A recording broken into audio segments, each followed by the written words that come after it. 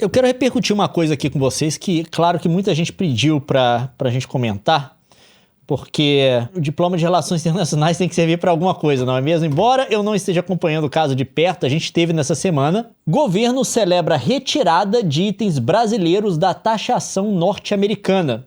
O presidente dos Estados Unidos, Donald Trump, anunciou nesta quinta-feira, dia 20, a ampliação da lista de isenções tarifárias de 40% aplicada a diversos produtos agropecuários importados do Brasil. Trump citou a conversa que teve com o presidente Lula como uma das justificativas para a nova medida após anúncio. Lula e ministros se manifestaram em tom de comemoração. Aconteceu essa coisa nessa semana do Trump anunciar a suspensão daquela taxa que ele tinha colocado de importação sobre várias mercadorias brasileiras. No caso aqui foi uma taxa de 40%, que eu acho que ele já tinha anunciado uma de 10% antes, para um total de 50% que ele tinha colocado, se eu não me engano, sobre os produtos brasileiros. E isso, de fato, foi uma vitória para o Brasil muito grande mesmo, porque outros países estão tendo problemas sérios para poder negociar essas tarifas com os Estados Unidos, e os Estados Unidos anunciou essa redução sem, até o momento que a gente gravou essa live, um anúncio de um contraponto brasileiro. Parece que essa redução aconteceu como uma demonstração de boa vontade para um resto de negociação que o Brasil vai ter com os Estados Unidos. Eu acho que em algum momento o Brasil vai ceder em alguma coisa, mas até o momento que a gente gravou, não tem um anúncio brasileiro de um contraponto a essa redução americana. Então, basicamente, o Brasil está colocando essa no bolso, por enquanto. Mas, politicamente, tem o discurso de que isso não pode ser visto como um favor dos Estados Unidos, uma vez que eles começaram. Exatamente. que não tinha nenhum motivo para ter taxação nenhuma. Mas, claramente, isso daqui é um sucesso, e a gente tem que comparar isso aqui em termos relativos. Outros países não estão conseguindo ter o mesmo sucesso. Canadá, caso que a gente inclusive. cita aqui do Canadá. O Canadá está tentando negociar. O Trump anunciou a paralisação dessas negociações há um tempo atrás. Eu não sei em que pé eles estão agora, se tem alguma coisa em termos de bastidores que está sendo negociado, mas até onde a gente sabe, essas negociações não avançaram.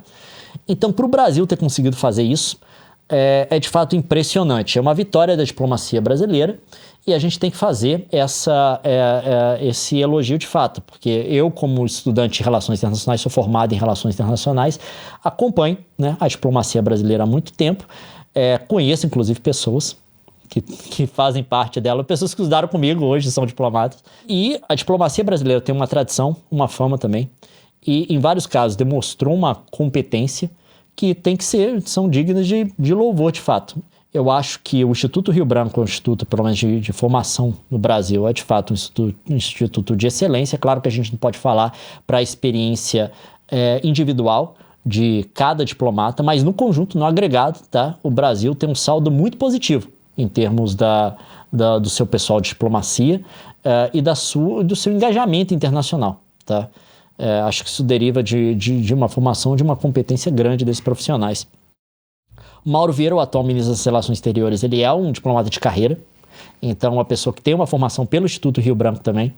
Eu acho que eles desenvolveram uma abordagem com o Trump, e essa é a leitura que eu estou fazendo, que deve ser, que pegou inspiração em vários outros países, mas que deve ser emulada a partir de agora, porque foi extremamente efetiva na experiência brasileira. Mas a gente vai ter que discutir depois outras questões também estruturais que podem ter ajudado o Brasil, que com certeza ajudaram o Brasil bastante, que eles pegaram toda essa provocação, todo esse ataque do Trump, coisas do tipo, essas medidas que parece que são ataques que vieram do nada, né, de lugar nenhum, e transformaram isso numa questão técnica e debateram isso do ponto de vista técnico.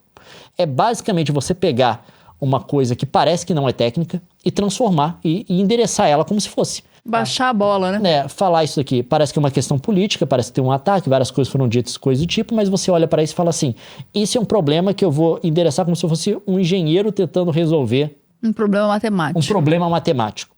E aí você se engaja com a outra forma, com o outro lado de um jeito profissional, e você evita essas questões políticas que podem criar certos problemas nessa relação. A gente pode ver países que claramente adotaram uma postura completamente distinta do Brasil, por exemplo, a Colômbia. A Colômbia, de fato, adotou uma postura política. Aqui no Canadá, você teve uma tentativa de uma abordagem técnica por conta do primeiro-ministro, mas o ministro lá, o primeiro-ministro, governador, não sei como é que chama aqui no Canadá, perdão, sumiu o nome da cabeça. De Toronto. De Toronto, né, o Ford. ele decidiu fazer uma propaganda atacando os Estados Unidos, atacando o Trump, e isso acabou atrapalhando a negociação no nível federal. Ele é como se fosse um governador de estado, um governador da província. Da província. E, de fato, o Brasil teve a abordagem que parece que é correta. Parece que eles mandaram bem nessa. E a própria escalação, né, de mandar o Alckmin. Exato. O vice-presidente tomou a frente Os nisso. Empresários, aquela coisa toda que a gente falou lá nos vídeos anteriores. E por exceção de vários momentos no que era de script, tá? Não estou falando do Lula aqui improvisando, não. No que era de script, tá? Discurso que ele estava lendo. O jeito que eles escolheram para atacar os Estados Unidos foi muito calculado. Foi muito calculado. Estratégico. Né? E foi bem. A leitura disso do Brasil foi boa. Mas, claro, que a luta não acabou, vamos colocar assim, não foram todas as tarifas. Aqui, Trump entenda por que nem todos os produtos brasileiros ficaram livres de taxa. Alguns produtos que têm algum nível de manufaturamento, né, produtos básicos eles estão passando. Mas, por exemplo, eu vi aqui no caso do café solúvel. Porque no café solúvel você tem que pegar o café e você tem que fazer um processamento industrial, né? Nesse caso, até onde eu li aqui e até o momento dessa live, as tarifas se mantiveram. E o Brasil vai ter que... Isso provavelmente vai ser o ponto de negociação para as próximas partes. Aí, com certeza, vai ter um contraponto brasileiro, tá? O Brasil vai ter que ceder. Mas a gente tem que considerar também outras coisas, que é o seguinte... Gráfico acompanha as tendências de preços dos supermercados, que é um problema que o Trump está tendo agora, que é o seguinte... Caiu a popularidade dele por conta da alta dos preços. Se você pegar aqui a tendência de preço, primeiro, os ovos teve aquele aumento que teve no negócio da gripe aviária, então você pode desconsiderar isso daqui foi uma questão de saúde, né? Mas ele, no geral, variou positivamente. O frango variou positivamente. Isso daqui é o preço da... Positivamente significa aumentou, gente, de preço. Ground beef é carne moída, né? Aumentou pra caramba. Que é o que mais consome, que a classe média e os mais pobres mais consomem, que é a carne do hambúrguer. Aqui, o suco de laranja, né? Isso aqui é suco de laranja. É o suco de laranja. Os Estados Unidos produz também, mas boa parte é importada do Brasil. Não, e se cai ali, você aumenta a demanda, a pressão sobre a produção deles interna e também sobe o preço, Não, né? tudo. A bacon também aumentou, que é uma coisa da dieta dos Estados Unidos. E pão também. Mas é o seguinte, o Brasil... exporta várias dessas coisas. A gente tem que falar aqui, principalmente da indústria brasileira, do suco de laranja e da carne. E o café? No café eu não encontrei. Eu sei que aumentou. Eu vi notícia que aumentou. Mas até aqui, gente. Mas isso daqui é porque eu coloquei... inclusive aqui. Mas é porque eu encontrei tudo organizado nessa notícia aqui da NBC News. O que acontece? O Trump está sofrendo agora uma crise de popularidade nos Estados Unidos, a popularidade dele de fato caiu. Tem uma queda natural de popularidade que pode acontecer depois que um político entra no poder, porque ele entra no poder criticando a gestão anterior, ele é muito popular por isso, principalmente se a galera está desgostosa com a outra gestão. Porém, ele chega no poder, ele tem que começar a tomar decisões difíceis, decisões que comprometem a popularidade dele. Então é natural você ver um governo chegar no poder e a popularidade dele gradativamente cair.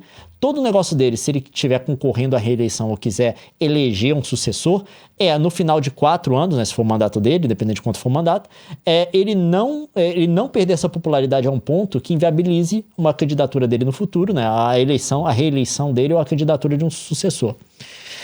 Mas o Trump parece estar caindo acentuadamente. Está caindo acentuadamente e parte desse motivo, uma parte grande, eu imagino, é por conta do aumento do preço. Ele entrou com uma promessa de redução dos preços nos supermercados, o controle do aumento de preço, que tinha aumentado bastante na gestão do Biden, e ele não conseguiu fazer isso até agora. E parece que as políticas tarifárias deles vão exatamente no sentido oposto disso, porque se você aumenta o preço de produtos alimentícios, né, a tarifa sobre importação, a tendência desses preços é aumentar dentro do seu país.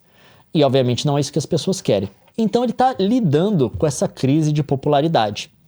E o Brasil, ele fica numa posição especialmente boa, porque tem duas coisas em relação ao Brasil. Primeiro, porque ele começou a taxar vários países.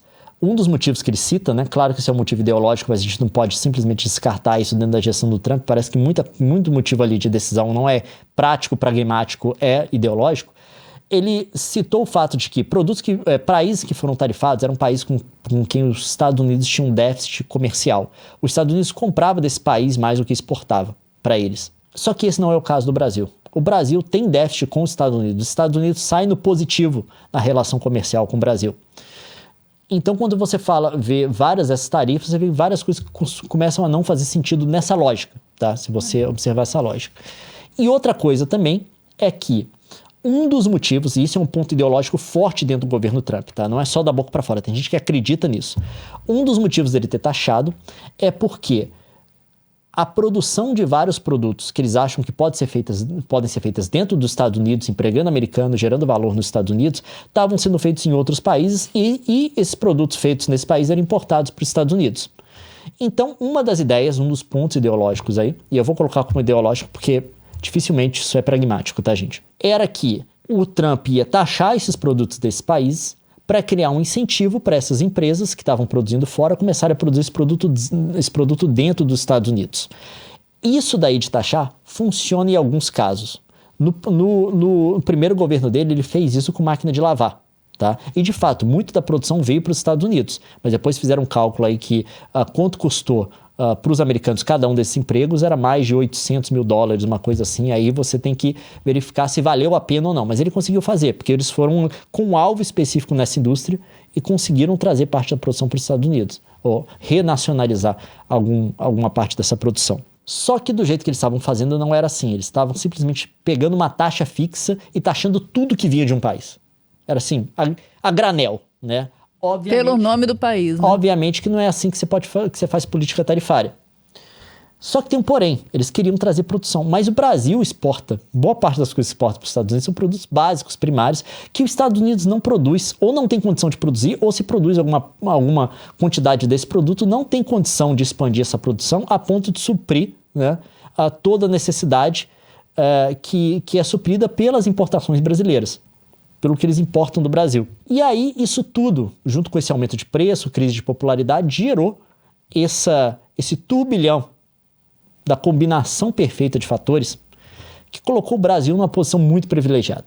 O Trump tem incentivo de reduzir essas taxas sobre esses produtos brasileiros porque está tendo um impacto direto na popularidade dele. E o Brasil não é um vilão nesse sentido, decide como ele vilanizou esses outros países, porque ou estão abusando dos Estados Unidos, porque os Estados Unidos têm o déficit com ele. Nem na narrativa furada dele se encaixa o Brasil. Ou porque estão roubando a produção industrial americana, né? O Brasil não se encaixa em nada disso, que coloca numa posição boa. E o fato do governo brasileiro, né, do Ministério das Relações Exteriores do Brasil, ter abordado isso do ponto de vista técnico, procuraram e fizeram diferente. O que outros países fazem é procurar uma política de governo com o Trump. Alguém desse país vai para os Estados Unidos, senta no salão oval da Casa Branca. É humilhado publicamente. Puxa um saco do Trump violento, anuncia um valor absurdo que eles vão investir nos Estados Unidos, que ninguém sabe o que é. Teve agora com a Arábia Saudita também, eles chutam um valor. Tem alguma coisa em papel? Tem um acordo agora? Não.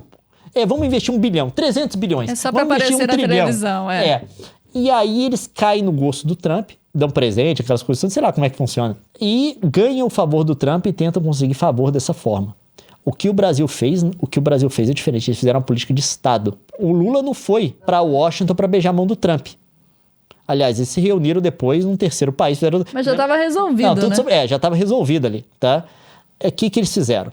Colocaram o vice-presidente para poder liderar e eles contactaram o Departamento de Estado. Essa negociação foi feita com o Marco Rubio, que é o secretário de Estado. Eles transformaram o que poderia ser uma questão política numa questão técnica. E aí baixaram a bola, diminuíram a temperatura das coisas. E obviamente a gente tem que colocar, foram ajudados pelo turbilhão pelo qual o Trump está passando agora. Tá? Porque o Trump de fato tem um incentivo de querer diminuir o preço de comida nos Estados Unidos. A popularidade dele comida cai. Que o Brasil vende para eles. Mas é isso, o Brasil conseguiu um sucesso onde vários países, inclusive países que certa competência, tá, diplomática, o Canadá é um deles, falharam miseravelmente. Obviamente a gente está vendo aqui o meio da história, tá?